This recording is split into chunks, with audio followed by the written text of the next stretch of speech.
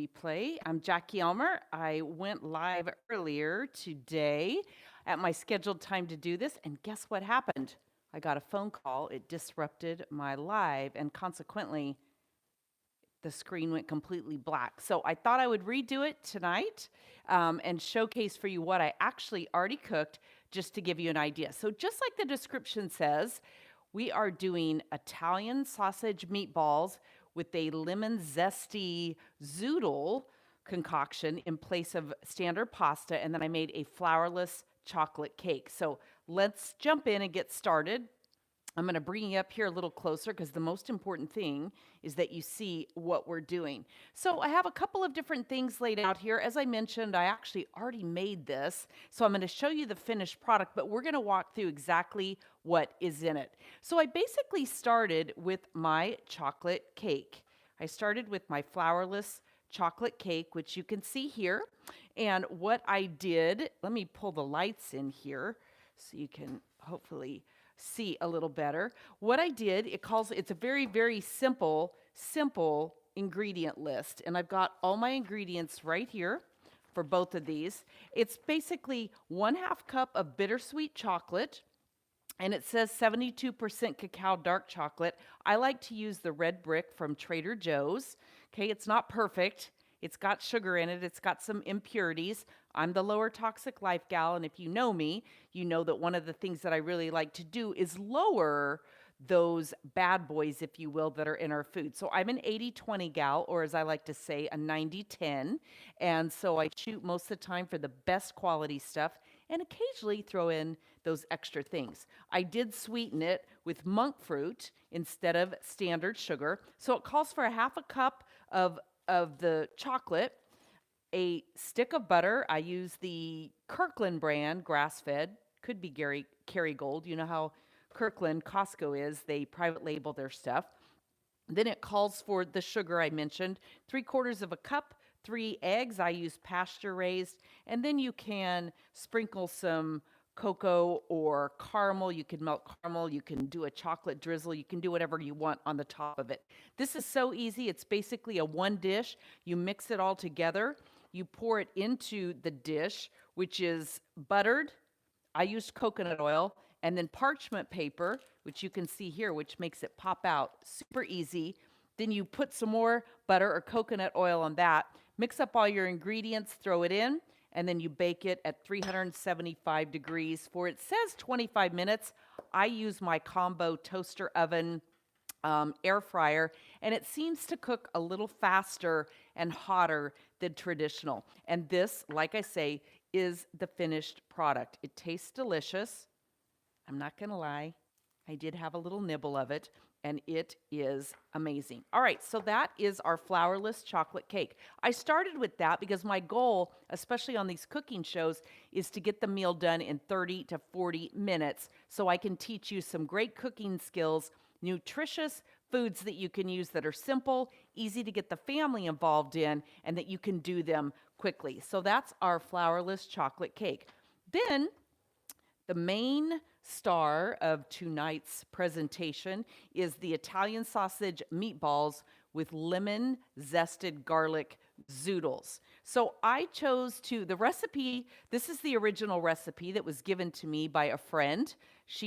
It's kind of funny, she copied this for me, and then I printed it on my printer, and it printed on photo paper. It pulled it from that tray, and you can hardly read it. But what I've done is I've taken this original recipe and I've altered it a little bit to make it gluten-free. So instead of using pita bread, which it calls for, or breadcrumbs, I use almond flour, a cup of almond flour in with it.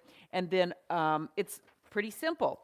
Italian sausage, the recipe calls for 1 pound of sweet and 1 pound of spicy. Today, I only had 1 pound of the sweet, and so I cut the recipe in half. I mix it with chopped spinach. Okay, so I just chop up my spinach, and then I chopped up some onion.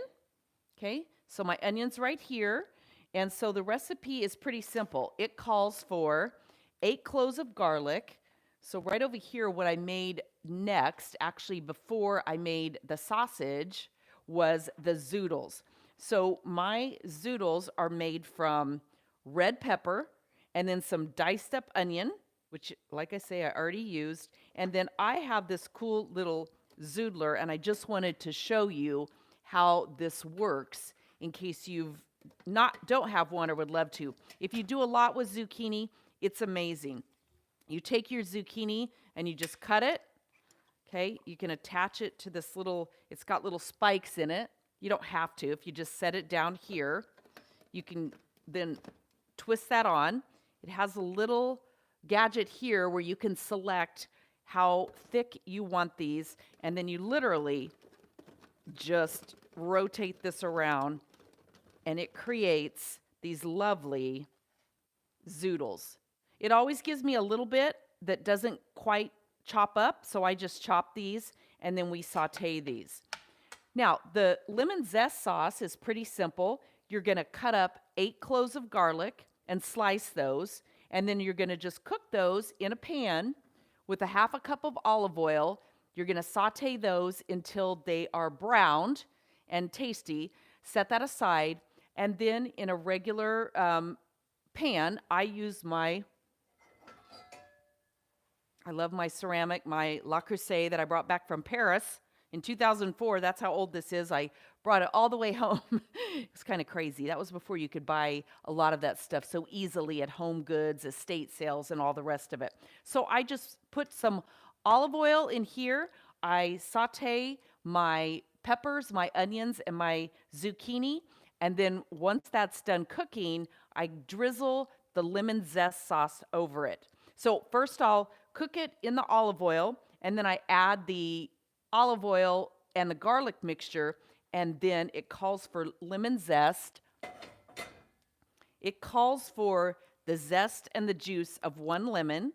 So I zest up my lemon fresh. I don't buy lemon zest. I do it fresh. But I have these little gloves, which I absolutely love. I got these from Amazon, and these are fabulous if you do a lot of cutting, use a mandolin, or do zesting to literally protect your fingers from getting skin into it.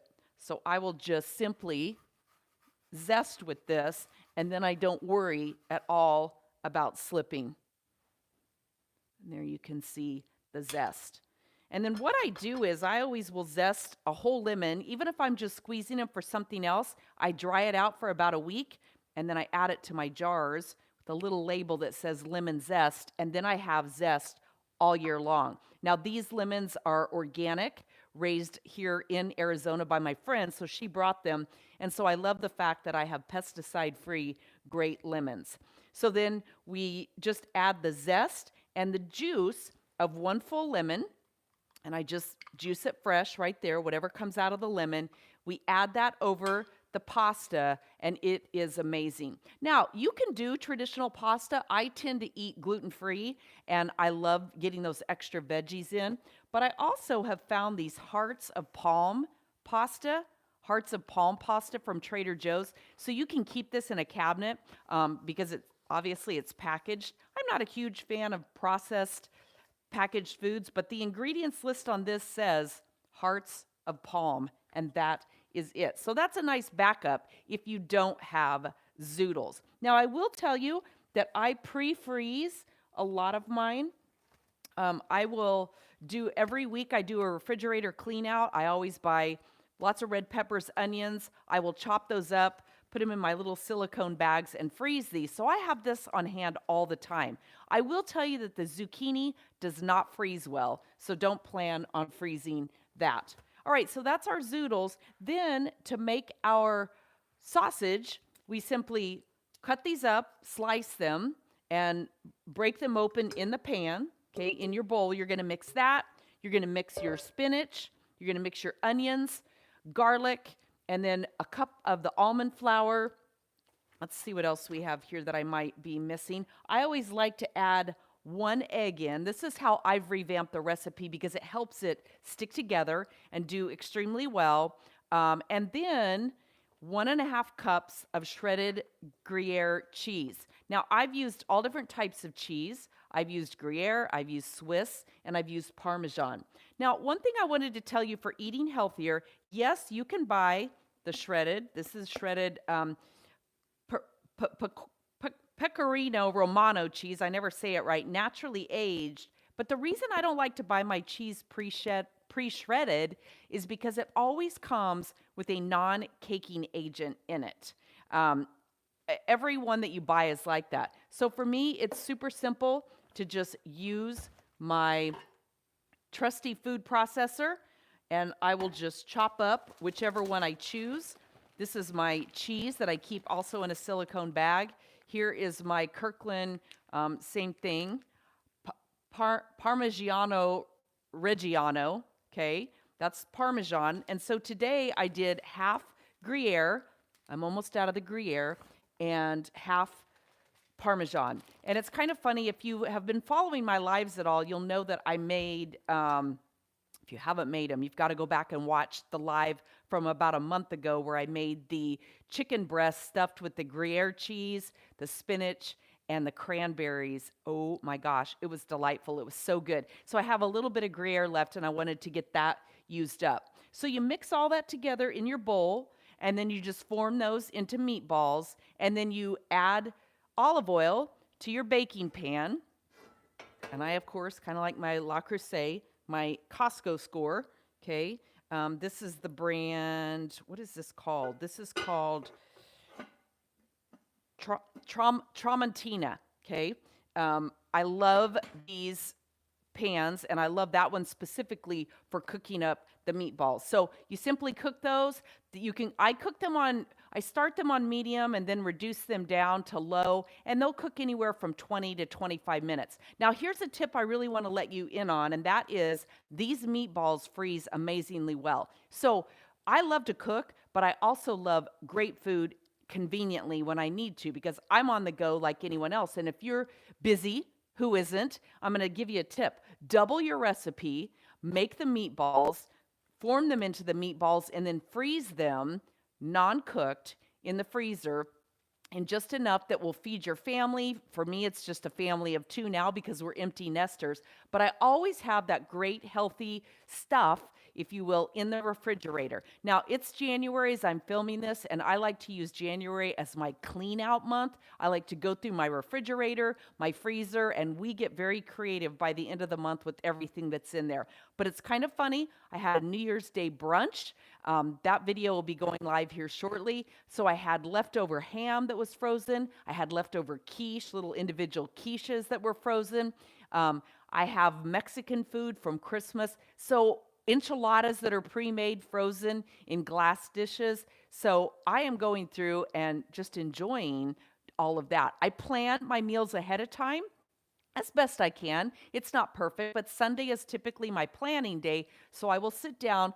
I have a list that I keep ongoing of everything that's frozen in the freezer that's pre-made, like meatballs, enchiladas, whatever that consists of. And so that I can look at that and say, all right, I'm going to be on the go that day, so we're going to eat that pre-packaged meal. Knowing this and planning this ahead of time gives me the opportunity to bring it out with plenty of time and defrost it. All right, so that is my meal, and I just wanted to show you what it looks like. So here's my Zoodles cooked, the red pepper, and then you can see the white in there is the combination of the zucchini and the onions. These are my cooked meatballs, and it is delicious. So I just want to say bon appetit, and I appreciate you being here. I'm going to get all this together. You can find the recipes and everything else on the blog over at recipes.lowertoxiclife.com. You can just type in whatever it is that you're searching for. This video, along with the little bit that I got from the last live, will be edited and on there. And also make sure that you go to lowertoxiclife.com, get subscribed so that you get my grocery shopping guide, my recipes, and more. And then make sure you're subscribed to the channel. We're going to be doing these. I have been doing these just about every week, Tuesdays at 2 p.m. Eastern Time.